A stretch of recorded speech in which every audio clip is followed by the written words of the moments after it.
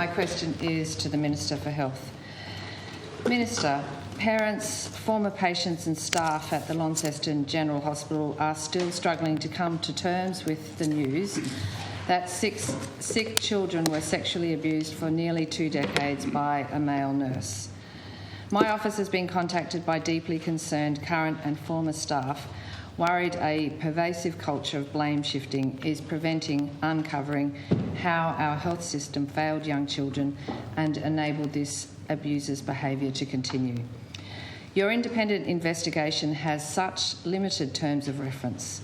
It only examines THS systems and does not go to hospital culture or individual actions or cases, which does nothing to allay their concerns. This abuse being investigated occurred over 18 years at the LGH, but the man in question was also employed at the Ashley Youth Detention Centre on the Spirits of Tasmania and was a long-time volunteer in the Northern Tasmanian Netball Association. There is evidence of prior complaints made about this individual that went nowhere. As Emily Shepherd from the ANMF said, we have to get everything out in the open. That is what is owed to those who may have suffered abuse or who have fears for those they love. We must make sure this can never happen again. Minister, will you listen to the ANMF and to your staff at the LGH and establish a commission of inquiry? Good question.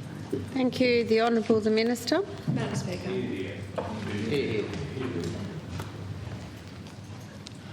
Thank you, Madam Speaker, and I thank the Honourable Member for this question on what is an incredibly serious matter, and I know that all members in the House share my absolute concern around this, and particularly around the allegations that have been raised.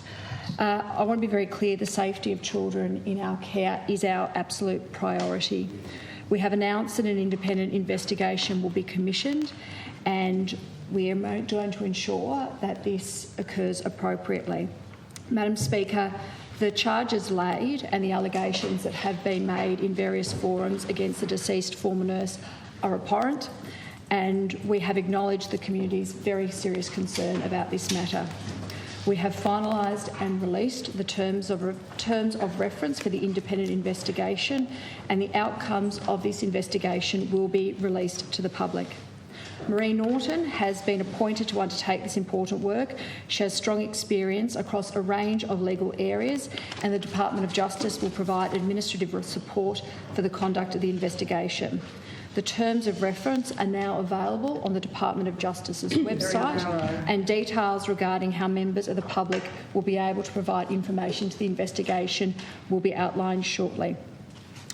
We know this is a very difficult time for many in our community and many in the Launceston region in particular, and we're committed to supporting anybody who comes forward with information, and the government will take any necessary action.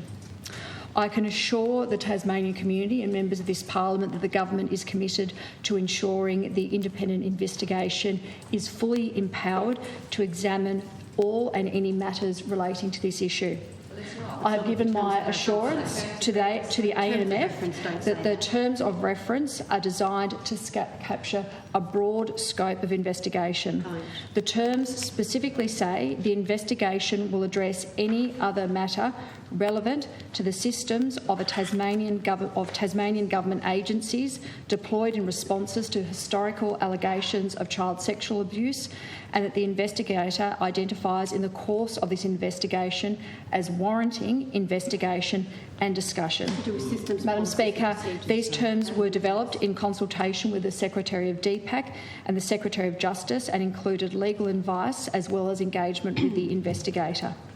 The investigation is being handled at arm's length from government, and the investigator will be empowered to conduct their investigation as they see fit.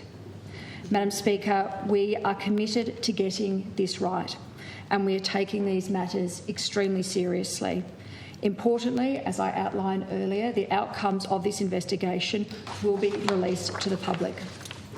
Madam Speaker, the Secretary of the Department of Health, the Premier and I have all been resolute in our commitment that these matters are brought to light. Anybody with information continues to be actively encouraged to come forward, and people will be supported to provide information to the investigation. If there is any evidence of criminal behaviour uncovered during the course of the investigation, these will be referred to the police or any other body necessary. Madam Speaker, the independent investigation will be fully empowered to recommend any appropriate next steps. Madam Speaker, in the question from the honourable member, she referred to comments made this morning by Ms Shepherd around the fact that we should never have this happen again, and I think all members in this place will join me. I remain absolutely committed to this. I remain committed to the members of the Launceston community, the current staff, the current patients, the former staff and the former patients. And Madam Speaker, I look forward to this inquiry being fully investigated so our community can have comfort about the safety of our children.